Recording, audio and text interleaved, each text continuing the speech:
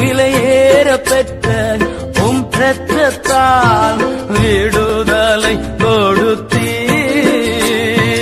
ராஜாக்களாக லேவியராக உமக்கென பிரிந்து கொண்டீர். கிறிஸ்துவுக்குள் மிகவும் பிரியமான என் அன்புக்குரிய சகோதர சகோதரிகளே, உங்கள் யாவருக்கும் அன்பின் வாழ்த்துக்கள். ஆண்டவராகிய இயேசு கிறிஸ்து தாமே இதுவரைக்கும் உங்களை காத்து வழி நடத்தினவர், இனியும் காத்து வழி நடத்துவார். அவருடைய வசனம் ஆவியாயும் ஜீவனுமாய் இருக்கிறபடினால் நமக்கு ஜீவனை கொடுப்பார். இன்றைக்கும் அப்போஸ்தலர் நடபணிகள் 22ஆம் அதிகாரம் முதல் 5 வசனங்களை நாம் வாசிப்போம். சகோதரரே, பிதாக்களே, நான் இப்பொழுது உங்களுக்கு சொல்ல போகிற நியாயங்களுக்கு செவி கொடுப்பீர்களாக என்றான்.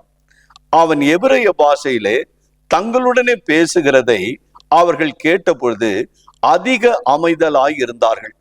அப்பொழுது அவன், நான் யூதன், சிசிலியா நாட்டிலுள்ள தர்சு பட்டணத்திலே பிறந்து இந்த நகரத்திலே கமாலியலின் பாதத்தருகே வளர்ந்து முன்னோர்களுடைய வேத பிரமாணத்தின்படி திட்டமாய் போதிக்கப்பட்டு இன்றைய தினம் நீங்கள் எல்லோரும் தேவனை குறித்து வைராக்கியம் உள்ளவர்களாய் இருக்கிறது போல நானும் வைராக்கியம் உள்ளவனாயிருந்தேன்.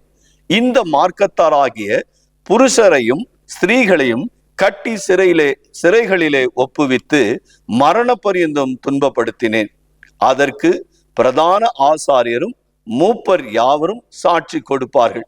அவர்கள் கையிலே நான் சகோதரருக்கு நிருபங்களை வாங்கி கொண்டு தமஸ்குவில் இருக்கிறவர்களுக்கும் தண்டிக்கும்படும்படிக்கு அவர்களை கட்டும்படி எருசலேமுக்கு கொண்டு போகும்படி அவ்விடத்திற்கு போனேன். என் அன்பின் தேவனுடைய பிள்ளைகளே, கர்த்தருடைய வார்த்தை நம்மை எவ்வளவாய் பலப்படுத்துகிறது பார். அப்போஸ்தலனாகிய பவுல் கிறிஸ்தவர்களை கொலை செய்ய வேண்டும் என்று சொல்லி நிருபங்களை வாங்கி கொண்டு போனவர். தேவ பக்தியும் வைராக்கியம் உள்ள ஒரு மனுஷன்.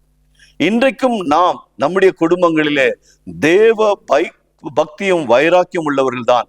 ஆனால் அந்த மெய்யான தேவனிடத்துல வைராக்கியம் வைக்காமல் உலக பிரகாரமான மாம்சிகமான வைராக்கியத்தை நாம் வைத்து கொண்டு இன்றைக்கு ஜீவிக்கிற ஜனங்களை பார்க்கிறோம். அப்படி இல்லாமல் வானத்தையும் பூமியும் உண்டாக்கின, ஏன் நம்மை உண்டாக்கி நமக்காக ஜீவனை கொடுத்த இரட்சகராகிய இயேசு கிறிஸ்துவுக்காக வைராக்கியம் உள்ளவர்களாக எல்லா இடத்திலும் அவருடைய நாமத்தை அறிவிக்கிறதற்கு நம்மை ஒப்பு கொடுப்போம். பிரியமானவர்களே, ஆம் பிரியமானவர்களே, இது கடைசி காலம். கர்த்தராகிய இயேசு கிறிஸ்துவை எல்லா ஜாதி ஜனங்களும் அறிந்து கொள்ள வேண்டிய ஒரு காலம். நாம் மௌனமா இருந்தால் ரட்சிப்பு வேறிடத்திலிருந்து வரும் என்று வேதம் சொல்லுகிறது அல்லவா? ஆகவே கர்த்தராகிய இயேசு கிறிஸ்துவை விசுவாசிக்கிறபடினால் அந்த விசுவாசத்தை நீங்கள் பெற்றுக்கொண்ட ஆசீர்வாதங்களை மற்றவர்களுக்கு அறிவித்து அவர்கள் மத்தியிலே நீங்கள் சாட்சியாய் வாழ்வீர்கள். ஆனால் உங்கள் வார்த்தைகளை ஏற்றுக்கொண்டு கர்த்தராகிய இயேசு கிறிஸ்துவை மகிமைப்படுத்துவார்கள். அப்படியாய் தகப்பனே, இந்த ஒவ்வொரு பிள்ளைகளையும் கர்த்தர் நீ தொடுவீராக, ஆசீர்வதிப்பீராக, உமக்காக வைராக்கியமாய் நிற்கும்படி செய்வீராக என்று இயேசுவின் நாமத்திலே ஜெபிக்கிறோம் எங்கள் ஜீவனில் நல்ல பிதாவே, ஆமேன், ஆமேன். பிரியமானவர்களே, ஒவ்வொரு நாளும் அனுதின உணவு, வாழ்வு தரும் உணவு என்று இந்த நிகழ்ச்சியிலே நீங்கள் கேட்டுக்கொண்டு தொடர்ந்து இந்த வார்த்தைகளை நீங்கள் நம்புங்கள், விசுவாசிங்கள். விசுவாசித்த வார்த்தை அநேகருக்கு அறிவிங்கள்.